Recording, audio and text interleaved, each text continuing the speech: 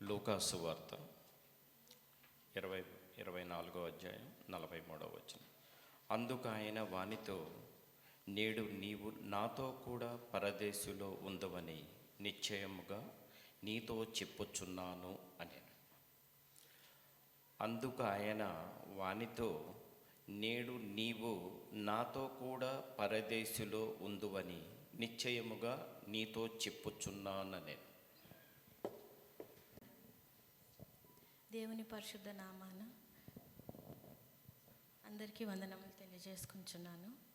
మరి ఈనాడు నాకు ఇచ్చిన ఈ గొప్ప అవకాశముకై ఆ దేవాతి దేవునికి కృతజ్ఞతలు తెలియజేసుకుంటూ, సంఘ కాపరికి వందనాలు తెలియజేసుకుంటూ, క్రీస్తునందలి సంఘమంతటికి నా వందనాలు తెలియజేసుకుంటున్నాను. ఎందుకనంటే యేసయ్యకి వచ్చిన తీర్పు ఏమిచ్చారంటే అక్కడి ప్రభుత్వము ప్రతిదీ యేసయ్య విషయంలో ప్రతిదీ కూడా ఒక స్పెషల్ ఉంటుంది. అది ఏంటంటే అది ఒక ప్రవచన వాకుతో కూడిన ఒక విషయమై ఉంటుంది. అక్కడ వారి మధ్యలో వేశారనంటే అది ఒక ప్రవచన వాక్. ఒకసారి చూసినట్టయితే ఒకసారి మనము యెషయా గ్రంథంలో ఒక మాట చూసుకుందాము. యెషయా 53 అధ్యాయము 12వ వచనము ఒకసారి రెండవ లైన్ నుంచి చదువుకుందాము. అవును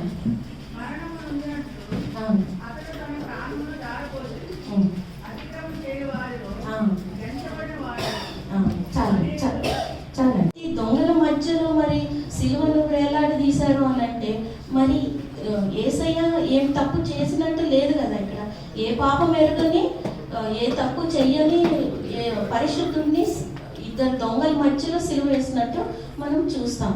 మరి ఇది ఎంత నేరము, ఎంత కూడా అదే విధంగా తెలుసుకొని రక్షణ ఎప్పటికీ తక్షణమే, అది వ్యక్తిగతమైనది అనమాట. రక్షణ అనేది వ్యక్తిగతము.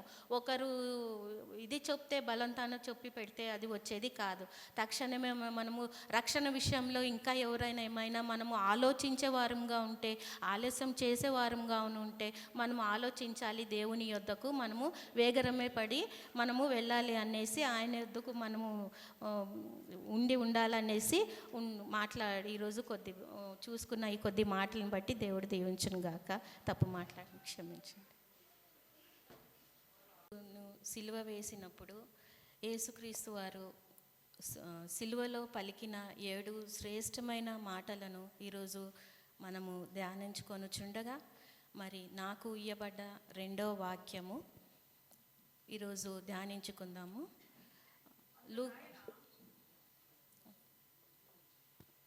చదవండి.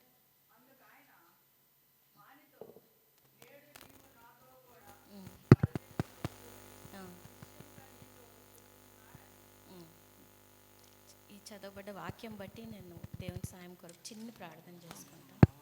మహోన్నతుడా, మహాగణుడా, నీ బంగారు పాదములకు స్తుతులు స్తోత్రాలు రాజా.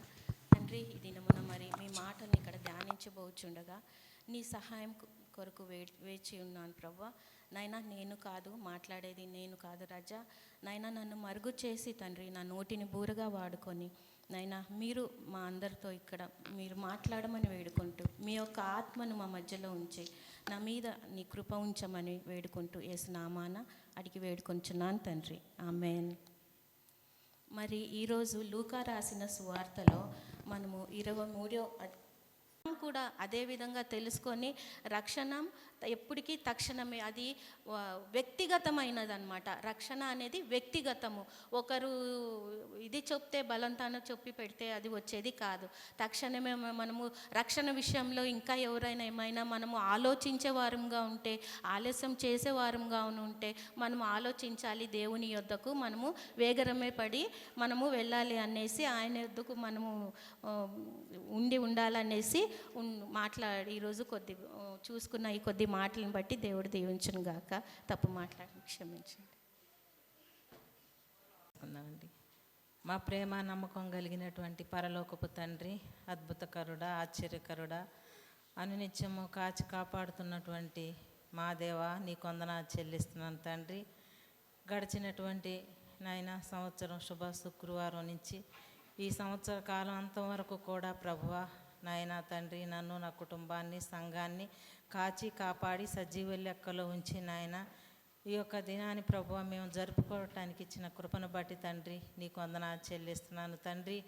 నాయనా తండ్రి, నీ అమూల్యమైన రక్తం ద్వారా నాయనా తండ్రి రక్షించుకున్నటువంటి నా దేవా నీకు వందనాలు చెల్లిస్తున్నాను తండ్రి. ఈ యొక్క 7 మాటల గురించి ప్రభువా నాయన నీ బిడ్డలు నాయన చెప్పుచుండగా తండ్రి నాయన ఆత్మతో నాయన మీరు అభిషేకించండి తండ్రి. ప్రభువా మీరు కృప చూపుతున్న విధానాన్ని బట్టి నీకు వందనాలు. మొదటి మాటను బట్టి ప్రభువా నీకు వందనాలు తండ్రి. వీరేమి చేయుచున్నారో వీరెరుగారు గనుక వీరిని క్షమించమని ప్రభు మీరు సెలవు ఇచ్చారు తండ్రి. రెండవ మాటను బట్టి ప్రభువా నీకు వందనాలు చెల్లిస్తున్నాము తండ్రి. నీ కుమార్తెను నిలవబెట్టుకుని ప్రభువా ఇచ్చినటువంటి మాటను బట్టి నీకు వందనాలు. నేడు నీవు నాతో కూడా పరదేశులో ఉంటావని ప్రభు మీరు సెలవు ఇచ్చారు తండ్రి. నీకు వందనాలు ప్రభువా నాయన. అవును తండ్రి నాయన, సిలువ పైన తండ్రి మొదటి దొంగ అయితే తండ్రి ప్రభువా మారలేదు తండ్రి, హృదయం కఠినపరుచుకున్నాడయ్యా. రెండవ దొంగలో తండ్రి ప్రభువా పశ్చాత్తాపం వచ్చింది తండ్రి. అతను బందిపోటు దొంగ తండ్రి. అతను అయినా సరే తండ్రి ప్రభువా మనసు మార్చుకొని రక్షణ పొంది ప్రభువా నన్ను రక్షించమని ప్రభు చెప్పాడు తండ్రి.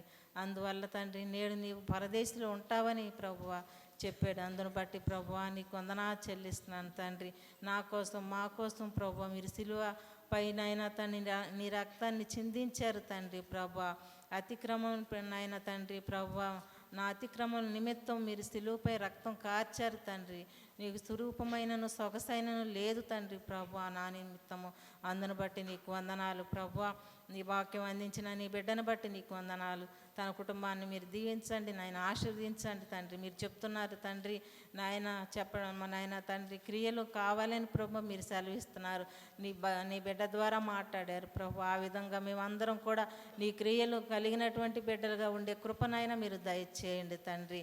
తన భర్తను బట్టి నాయన అలాగే తన బిడ్డలను బట్టి కూడా నీకు వందనాలు ప్రభువా.